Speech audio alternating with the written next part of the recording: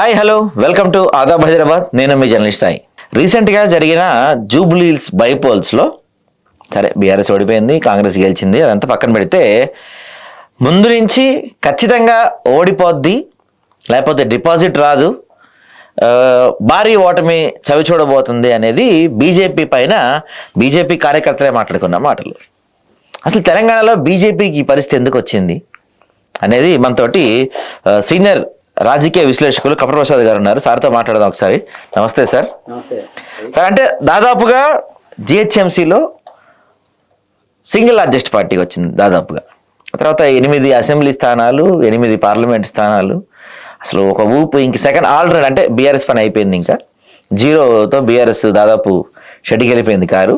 ఇక అంతా కమల వికాసమే అని చెప్పి మనం పెద్ద ఎత్తున చూసాము, విన్నాం. సో అలాంటి BJP party centre of the సిటీలో జరిగిన ఒక బై ఎలక్షన్లో డిపాజిట్ కూడా తెచ్చుకోలేని పరిస్థితి ఎందుకు దిగజారిపోయింది అంటారు? అంటే జూబ్లీహిల్స్ విషయాన్ని మనం పరిశీలిస్తే జూబ్లీహిల్స్లో బీజేపీకి ఎప్పటి నుంచి కూడా పెద్ద బేస్ లేదు ఆడ. బీజేపీ గత ఏ ఎన్నికల్లో కూడా అక్కడ పెద్ద అంటే 20,000 25,000కు దాటి ఓట్ పర్సెంటేజ్ తెచ్చుకున్నటువంటి ఓట్లు తెచ్చుకున్న పరిస్థితి లేదా. ఎందుకు లేదంటే ఒకటి, తర్వాత బాగా పేరుకే అది జూబ్లీహిల్స్ అర్బన్ లాగా కనబడుతుంది, కానీ ఎక్కువ బస్తీలు, తర్వాత బాగా రూరల్ నుంచి వచ్చి అక్కడ నివసిస్తున్న ప్రజలు ఎక్కువ ఉండే నియోజకవర్గం అది జూబ్లీహిల్స్. తర్వాత యాంటీ బీజేపీ ఓట్ పర్సెంటేజ్ అంటే ఉదాహరణకి మైనార్టీలు, మజ్లిస్ ప్రభావం ఎక్కువ ఉంటుంది. మైనార్టీల సంఖ్య 1,00,000కు పైచిలకు ఓట్లు మైనార్టీలో ఉంటాయి. ఇట్లాంటి కొంత యాంటీ బీజేపీ బేస్ ఉన్న నియోజకవర్గం కాబట్టి అక్కడ కామన్గా బీజేపీ అంత ప్రభావాన్ని చూపేటువంటి అవకాశాలు లేవు. ఇంకోటి, పార్టీ కూడా సరే ఎన్నికల్లో వచ్చినప్పుడు మేము ఓడిపోతాము, మాకు ప్రభావం లేదు అని చెప్పేది ఉండదు కాబట్టి బీజేపీ శక్తి మేరకు కొట్లాడింది ఆడ. కొట్లాడింది. డిపాజిట్ రాకపోవడం పెద్ద ఆశ్చర్యాన్ని కలిగించిన లేదు. పార్టీ లేదు, పార్టీని పెంచుకోవడానికి జరుగుతున్నటువంటి ప్రయత్నాలు జరుగుతూ ఉన్నాయి. జరిగినా కూడా ఇంకా అంత అంటే ఆడ మొన్న ఉప ఎన్నికలలో కొట్లాడి గెలిచేంత శక్తి ఉన్న గెలుపు. ఓడిపోయారు కాదంటలేదు, ఓడిపోతారని ముందే తెలుసు, అది కూడా కాదంటలేదు. కానీ మీరు ఇందాక నుంచి అక్కడ జూబ్లీ హిల్స్లో పెద్దగా బేస్ లేదు బీజేపీ పార్టీకి అంటున్నారు. కానీ బేస్ లేని చోట బేస్ డెవలప్ చేసుకోవటమే బీజేపీ పార్టీ స్పెషాలిటీ ఆబ్వియస్లీ ఎప్పుడు కూడా. కానీ అంటే బై ఎలక్షన్ వస్తుందని తెలుసు. గతంలో దీపక్ రెడ్డి ఉన్నాడు, దీపక్ రెడ్డికి ఈసారి అందరికన్నా ముందు ఇచ్చేద్దామని, ముందు పేరు చెప్పేద్దామని ఆలోచన లేకుండా అందరూ అయిపోయిన తర్వాత లాస్ట్కి పేరు అనౌన్స్ చేయటం, ఇంకా 3-4 రోజుల్లో ప్రచారం అయిపోద్దనంగా జనసేన మాతో కలిసిందని చెప్పటం, ఇట్లా అన్ని విషయాల్లో లేటుగా నిర్ణయం తీసుకున్నారు. పార్టీ సీనియర్లు అయిన అప్పుడు ధర్మపురి అరవింద్ కావచ్చు, ఇలాంటి వాళ్ళు అది కిషన్ రెడ్డి నియోజకవర్గం, కిషన్ రెడ్డిని అడగండి అంటే చెప్పడం, కానీ అది కిషన్ రెడ్డి 3-man కమిటీ వేసి కిషన్ రెడ్డికి దగ్గరగా ఉన్న వాళ్ళ పేర్లు వచ్చేలా చేయటం కావచ్చు. ఇదంతా మొత్తం మీద ఏదైనా కిషన్ రెడ్డి ఆధ్వర్యంలోనే నడిచిన ఎన్నిక ఇది. సో కిషన్ రెడ్డి ఫెయిల్యూరు ఇంకొంత గట్టిగా కొట్లాడుండే, అంటే ఓడిపోతాం కన్ఫర్మ్, ఓటమి కన్ఫర్మ్.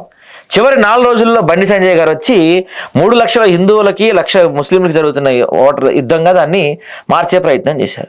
ఈ స్లోగన్ ఏదైతే ఉందో 3 lakhs versus 1 lakhs అనే స్లోగన్ ఏదైతే ఉందో దీన్ని ముందు నుంచి ఎందుకు తీసుకెళ్ళలేకపోయారు?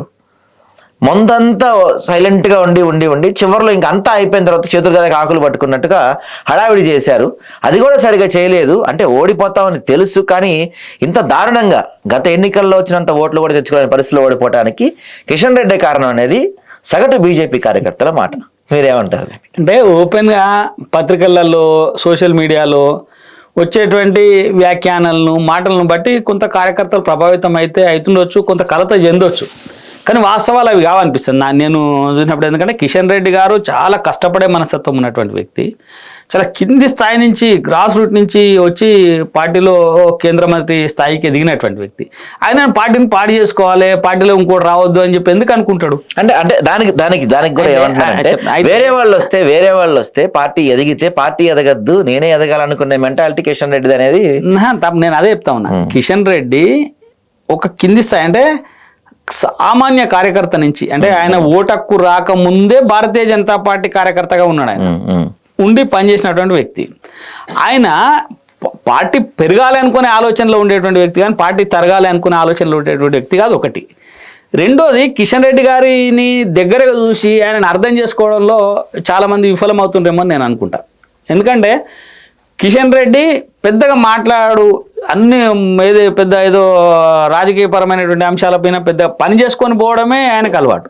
తర్వాత దీపక్ రెడ్డిని అప్పటికప్పుడు ప్రకటించిన అనేది కూడా కరెక్ట్ కాదు. ఎందుకంటే సరే ఎన్నికల్లో బీఫామ్ ఇచ్చి తర్వాత క్యాండిడేట్గా చేయొచ్చు, కానీ దీపక్ రెడ్డి గారి పని అంతగా ఎన్నికల కంటే ముందు వినాయక చవితి నుంచి దీపక్ రెడ్డి గారి పని మొదలైపోయింది. ఆయన పని ఆయన చేసుకుంటా ఉన్నాడు. కానీ అఫీషియల్ అనౌన్స్మెంట్ కాదు కదా, చాలా మంది పని చేసుకుంటా ఉన్నారు. లేదు దీపక్ రెడ్డి గారు మాత్రమే అక్కడ అసెంబ్లీలో పార్టీ పని మొదలు పెట్టిండు. మీరు మీరు చూడండి, కిషన్ రెడ్డి గారి బొమ్మ దీపక్ రెడ్డి గారి బొమ్మ వేసుకొని వినాయక చవితి విగ్రహాలు మట్టి విగ్రహాల పంపిణీ కార్యక్రమం నుంచి మొదలైంది. కాదు సార్, కానీ మాధవీలత లాంటి వాళ్ళు బరాబర్ నేను పోటీ చేస్తా అని చెప్పారు కదా. ఎవరో చెప్పిండ్రు అంటే కప్పర్ ప్రసాద్ కూడా అంటాడు జూబ్లీ హిల్స్ లో బరాబర్ నేను పోటీ చేస్తా అని. అది కాదు కదా, పార్టీ అనుమతి లేకుండా పార్టీ చెప్పకుండా కిషన్ రెడ్డి గారి బొమ్మ ఈయన బొమ్మ వేసి కార్యక్రమం అయితే కాదు కదా. అంటే ముందు నుంచి పార్టీ వర్క్ జరుగుతూనే ఉంది అక్కడ. దీపక్ రెడ్డి గారు తన పని తను చేసుకుంటూనే పోతూనే ఉన్నాడు. నిర్ణయం ఎప్పుడు జరిగింది, మా పత్రికలకు ఎప్పుడు చెప్పిండ్రు అనేది రెండో అంశం. మొదలు ఆయనకు ఆలోచన ఉంది, ఈయన చేస్తాడని చెప్పి ఉన్నది, ఆ పని జరుగుతూ ఉన్నది. ఒకటే బై ఎలక్షన్లు వచ్చేసరికి ఏమైందంటే కాంగ్రెస్ పార్టీ అటు బీఆర్ఎస్ పార్టీ ఒక బలమైనటువంటి ముఠాలుగా అక్కడ ఉన్నాయి. పార్టీలు కూడా అన్నా నేను వాటిని, ఎందుకంటే ఒక ముఠాలు, ఈ రెండు ముఠాలు మోహరించున్నటువంటి పరిస్థితి అక్కడ. ఎందుకు ముఠాలు అనాల్సి వస్తుందంటే గతంలో బీఆర్ఎస్ నుంచి గెలిచినటువంటి గోపీనాథ్ మాజీ ఎమ్మెల్యే చనిపోయిండు. ఆ గోపీనాథ్ కూడా పెద్ద ఎత్తున అంటే ఈ రౌడీ గ్యాంగ్ను వెంటేసుకొని తిరిగి సొంత కార్యకర్తలనే ఆయన భయభ్రాంతులకు గురి చేసినటువంటి పరిస్థితి అక్కడ ఉంది. అమ్మ గోపీనాథ్ వ్యతిరేకంగా పోతే చాలా ఇబ్బంది అని చెప్పి అట్లాంటి గోపీనాథ్ బ్యాచ్ని ఎదుర్కోవడానికి రేవంత్ రెడ్డి గారు కూడా అట్లాంటి బ్యాచ్ ని ఒకదాన్ని రెడీ చేసుకోవాల్సినటువంటి పరిస్థితి వచ్చింది. మీరు గమనించండి, అంతకుముందు కాంగ్రెస్ పార్టీ మొన్నటి కాంగ్రెస్ పార్టీ తేడా ఏంది? గోపీనాథ్ ఉంటే అక్కడ సాధ్యంగా అన్నటువంటి పనిని గోపీనాథ్ లేకపోవడం ద్వారా సాధ్యం చేసుకుంది కాంగ్రెస్ పార్టీ. అంటే గోపీనాథ్ ముఠాన్ని ఎదుర్కోవడానికి కాంగ్రెస్ పార్టీ కూడా ఇంకొక ముఠాను తయారు చేసుకుంది. కాబట్టి ఈ రెండు ముఠాల మధ్యలో జరిగినటువంటి ఎన్నికగానే మనం దాన్ని చూడాలి. ఈ రెండు ముఠాల మధ్య జరిగినటువంటి ఎన్నికల్లో పార్టీగా కొట్లాడినటువంటి భారతీయ జనతా పార్టీ అంత పెద్ద ప్రభావాన్ని చూపలేదు. ఇప్పుడు లార్జ్ స్కేల్లో మొత్తం అన్ని నియోజకవర్గాల్లో ఎన్నికలు జరిగినప్పుడు వేరు, ఉప ఎన్నికలు అనే వరకల్లా మీరు చూసింది కదా, ఒక్కొక్క బూత్ కు ఒక ఎమ్మెల్యేని ఇన్ఛార్జిగా కాంగ్రెస్ పార్టీ పెట్టింది, బూత్ కు ఒక మాజీ ఎమ్మెల్యేని ఇన్ఛార్జిగా బీఆర్ఎస్ పెట్టింది, మొత్తం వాళ్ళ యంత్రాంగాన్ని అంతా తెచ్చి జూబ్లీ హిల్స్ నియోజకవర్గంలోనే పెట్టిండ్రు. డి అంటే డి అనేటువంటి స్థాయి ఉండే. కానీ భారతీయ జనతా పార్టీ విషయానికి వచ్చేసరికి కార్యకర్తలు కష్టపడి పనిచేసి వేరే నియోజకవర్గం నుంచి వచ్చిన వాళ్ళు తినక అక్కడ చేసి ఏదో ఇంటింటికి పోయి ఓటర్ స్లిప్ ఇచ్చి లేకపోతే మన పాంప్లెంట్ ఇచ్చి ఓటేమని అడగడమే తప్ప అంతకు మించి చేసేటువంటి పరిస్థితి కూడా అక్కడ లేదు.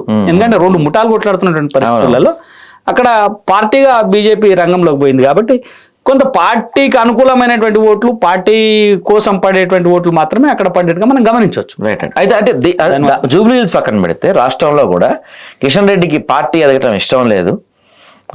బీఆర్ఎస్ పార్టీకి ఒక తోక పార్టీ లాగా బీజేపీని మార్చే ప్రయత్నం, బీఆర్ఎస్తో పొత్తు పెట్టుకుంటేనే మనం వచ్చే ఎలక్షన్స్లో గెలుస్తాము అనే ఒక ఇండికేషన్ హైకమాండ్కి పంపించే ప్రయత్నం, ఇట్లాంటి వాటన్నిటి పనిలో కిషన్ రెడ్డి గారు బిజీగా ఉన్నారు. ఆయన ఉన్నంతకాలం, అంటే ఆయన కీలక పదవిలో ఉన్నంతకాలం తెలంగాణలో బీజేపీ ఏదో పార్టీకి తోకక పార్టీగా ఉండడం తప్ప అంతకు మించి ఎదగనివ్వరు అని కూడా కార్యకర్తలే మాట్లాడుతున్నారు సార్. నేను అదే చెప్తున్నా, కార్యకర్తలు మాట్లాడుతున్నారు అంటే నేనేమంటున్నా, 8 మంది ఎంపీలు ఎవరి ఆధ్వర్యంలో గెలిచిండ్రు, ఎవరి నాయకత్వంలో గెలిచిండ్రు? కిషన్ రెడ్డి గారి నాయకత్వంలోనే కదా. 8 మంది ఎమ్మెల్యేలు ఎవరి నాయకత్వంలో గెలిచిండ్రు? కిషన్ రెడ్డి గారి నాయకత్వంలో. కిషన్ రెడ్డి గారు కాబట్టి కొంచెం ఎక్కువ గెలిచేవాళ్ళు అనేది వాళ్ళ వాదన. అంతే. నేనేంటంటే కిషన్ రెడ్డి గారిని వ్యక్తిగతంగా టార్గెట్ చేయడం, కిషన్ రెడ్డి గారి మీద వ్యక్తిగత ద్వేషం పెంచుకొని కొందరు మాట్లాడడం, కిషన్ రెడ్డి గారి వల్లనే ఏదో పార్టీ నాశనం అవుతుంది అని చెప్పుకునేటువంటి మాటలు ఇవన్నీ కూడా సరైనటువంటి మాటలు కావు. భారతీయ జనతా పార్టీని దగ్గరగా చూస్తే, కిషన్ రెడ్డి గారిని దగ్గరగా చూస్తే, కిషన్ రెడ్డి గారి పనితీరును దగ్గరగా చూస్తే ఎవరు ఈ మాటలు మాట్లాడరు. దూరంగా ఉండే కార్యకర్తలు ఈ సోషల్ మీడియా ప్రభావంతోనో లేకపోతే ఇతరులు ఏదో చెప్పిన దాంతోనో ఈ రకంగా ఏదన్నా లేకపోతే అయ్యో పార్టీ గెలవలేదనేటువంటి ఆవేదనతోనో దాన్ని ఎవరి మీద వెలగక్కాలి. కాబట్టి పెద్ద దిక్కుగా ఉన్న ఆయన మీద వెళ్ళగక్కుతారు అంతే తప్ప కిషన్ రెడ్డి గారు నిద్రాహారాలు మాని అహర్నిశలు పార్టీ కోసం పనిచేసినటువంటి క్రమశిక్షణ కలిగిన కార్యకర్త కిషన్ రెడ్డి గారు. Right sir. ఆయన ఎప్పుడు ఇక్కడ మనం అధికారంలోకి రావాలి, మనం పవర్ లో ఉండాలి అనేటువంటి ఒక దృక్పథంతో పనిచేసేటువంటి కార్యకర్త ఒకటి. ఓకే. రెండోది పార్టీ లైన్ దాటకుండా పనిచేసేటువంటి కార్యకర్త. పార్టీ ఏది చెప్తే అదే చేస్తాడు కిషన్ రెడ్డి గారు.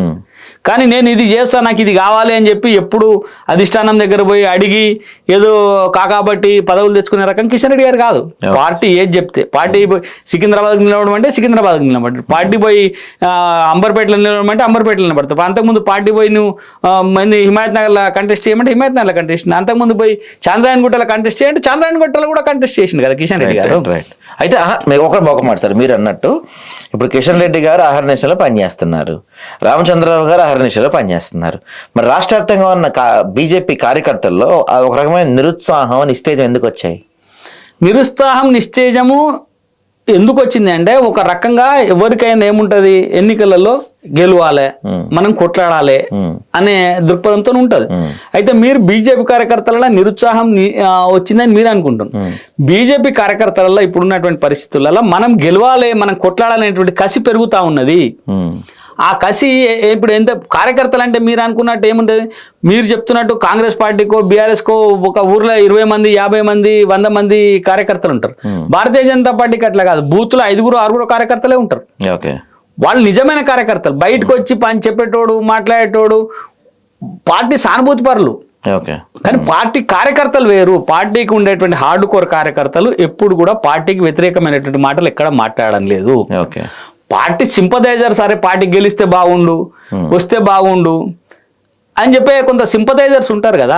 ఈ సింపథైజర్స్ ఎక్కడ సోషల్ మీడియాలో ఆడనో ఈడనో కొంత అంటే నిరుత్సాహానికి లోనయ్యారే, ఓడిపోయినాం కదా, ఈయన ఉండడం వల్లనే ఓడిపోయినాము అని చెప్పేటువంటి ఒక బాధతోటి మాట్లాడేమైనా ఉండొచ్చు. కానీ కార్యకర్తలకు ఖచ్చితంగా తెలుసు. ఎందుకంటే అటల్ బిహారీ వాజ్పేయి గారు పార్లమెంట్లో మాట్లాడుతూ 30 సంవత్సరాల తర్వాత మా పార్టీ అధికారంలోకి వస్తుంది, అప్పుడు మీ పరిస్థితి ఏందో తెలుసుకోండి అని చెప్పి మాట్లాడండి.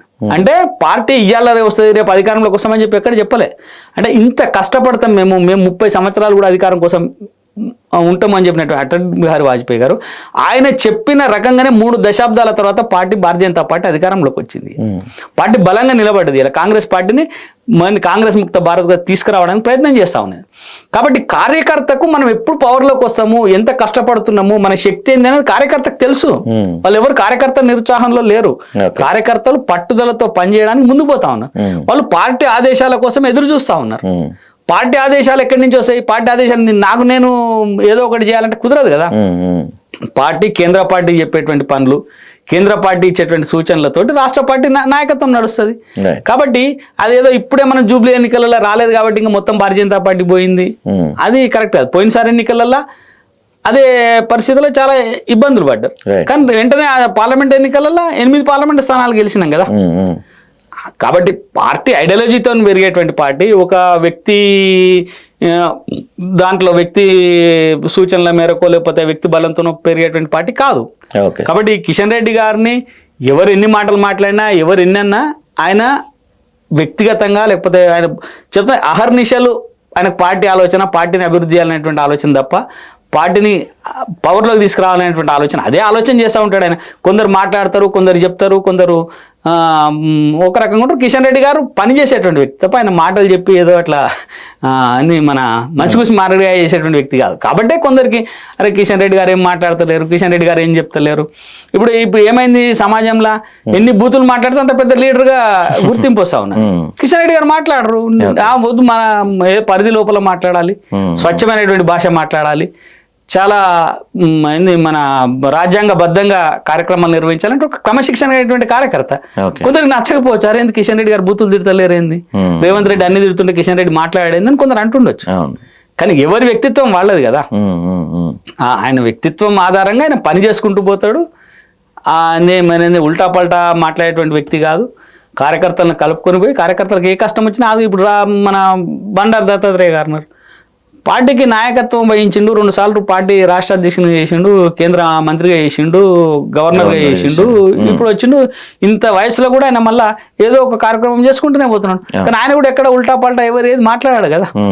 అంటే పార్టీ ఐడియాలజీలో పెరిగినటువంటి వ్యక్తులు కాబట్టి ఇష్టం వచ్చినట్టు మాట్లాడి ఏదంటే అది ఏదో ప్రజల్ని నాలుగు మాటలు మాట్లాడి మెప్పించేటువంటి ప్రయత్నం వాళ్ళు చేయరు. Right. మన పని ఆధారంగానే మనం ముందుకు పోతామని ఆలోచనతో ఉంటారు. ఖచ్చితంగా రాబోయేటువంటి రోజుల్లో తెలంగాణలో అధికారంలో తేవాలనేటువంటి దృక్పథంతోనే పార్టీ నాయకత్వం పనిచేస్తుందని చెప్పి నేను అనుకుంటాను. Right, thank you sir.